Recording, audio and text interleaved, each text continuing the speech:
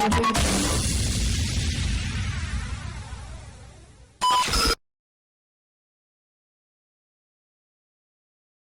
aí galera, tudo bem? Eu estou aqui com a doutora, pastora e juíza Tânia Tereza. Aquilo que Deus fez e está fazendo na vida dela está impactando milhares de pessoas ao redor do mundo. Ela é a prova real de que Deus é poderoso para fazer infinitamente mais daquilo que pedimos, pensamos ou sequer imaginamos.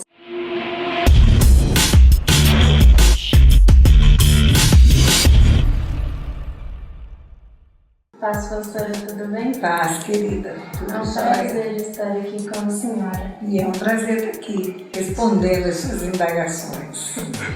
Pastora, na nossa vida nós passamos por muitas frustrações, principalmente na adolescência. Como a senhora acha que é a melhor maneira de passarmos por essas frustrações? Como é o seu nome? Jennifer. Jennifer, desde que a gente bota a cara para fora do útero materno, a gente passa frustrações. Na verdade, a própria saída do lugar quentinho, cheio d'água, né? Protegido, é meio frustrante para o bebê. Tudo aquilo que nós temos uma expectativa que aconteça do jeito que queremos e no tempo que queremos, e não tendo esse resultado, gera uma frustração.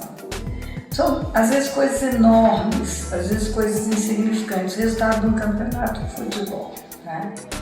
O torcedor, ele entra no campeonato esperando que o time dele vença.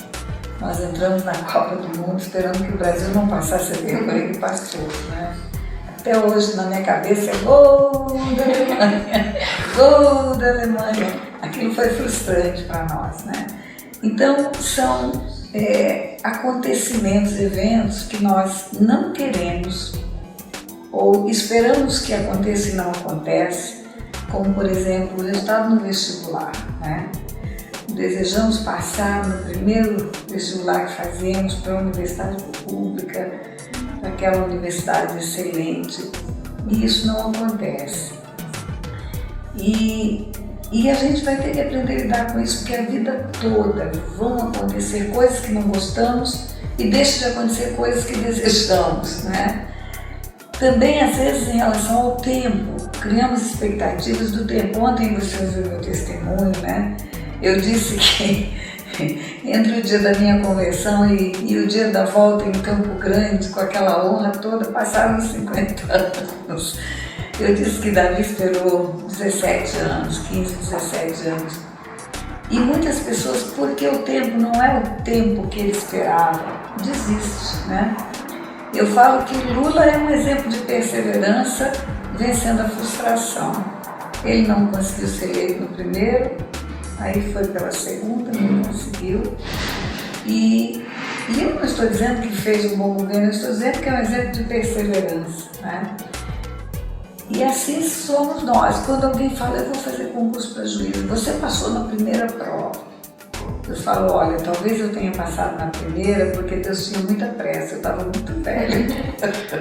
O tempo já tinha passado para mim, eu já era avó, né? Então não ia esperar ser bisavó para passar. Mas eu digo sempre para o jovem, olha, concurso você faz até passar. Não se frustre se você não passar no primeiro. Eu mesmo tive uma experiência, um jovem advogado, quando eu funcionava como juiz em Volta Redonda, e um jovem advogado, muito jovem, ele se destacou no meio dos advogados da cidade. Era brilhante e era muito ético. Aí um dia eu chamei ele no meu gabinete, Dr. Marco Aurélio, o nome dele. Dr. Marco Aurélio, eu queria conversar com o senhor. Aí ele entrou no meu gabinete, o gabinete começa aqui, sentou na minha frente, achou que a gente ia falar de algum processo que ele estava cuidando. E eu disse a ele, olha, eu quero que o senhor faça concurso para juiz. Ele levou um susto. Por que a senhora está falando isso? Eu falei, porque eu vejo em você qualidades excelentes. E nós precisamos de juízes com essas qualidades que você tem. Você não mente nos processos, você não deixa o seu cliente fazer argumentos que não são verdadeiros, você não traz uma testemunha falsa. E você é um protótipo de um bom juiz. Então eu queria que você fizesse o concurso. difícil. Eu conheço gente que está fazendo não sei quantos anos e não passa, eu sou muito novo. Eu falei, faça para ter uma experiência. O não você já tem. E você fazendo concurso pode ter o sim. O não você já tem, você não é juiz, né? Mas se você arriscar, pode ser que você venha a ser. E aí ele fez a primeira prova e ele não passou. E ele não passou, e ele entrou depois do resultado da prova, ele entrou no meu gabinete frustradíssimo, né? Frustrado, a cara dele era de frustrado, como quem dissesse assim, eu não precisava passar pela experiência, né, de não conseguir, eu estava bem onde eu estava, não sonhei com isso, por que vem esse negócio? E aí eu disse para ele, você fez uma experiência, passou por uma experiência, descobriu que precisa melhorar, só isso que aconteceu.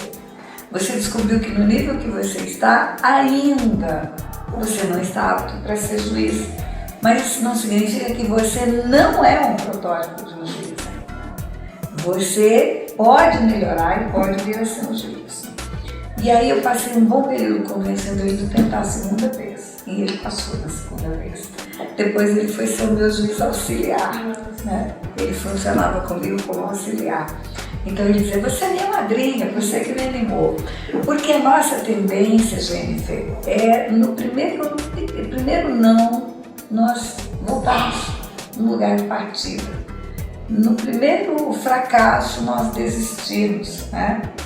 Mas eu digo a você que a história não terminou ainda. Enquanto estamos vivos, podemos vencer etapas, dificuldades, barreiras. Então, como lidar com a frustração? Não ter expectativa com prazo. Ter uma expectativa, porque é um sonho, mas o tempo, como você viu ontem, é Deus que estabelece, né?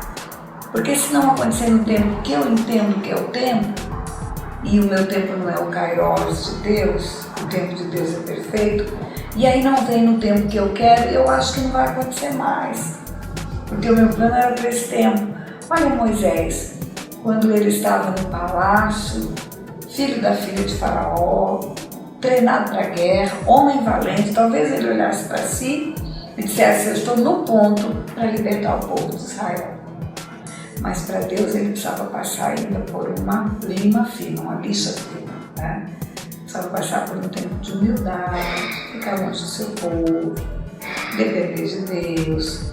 E quando ele volta com 90 anos, é a hora, né? A Bíblia fala em Eclesiastes que o coração do sábio discerne o tempo e o modo. E que para todo propósito há um tempo e um modo.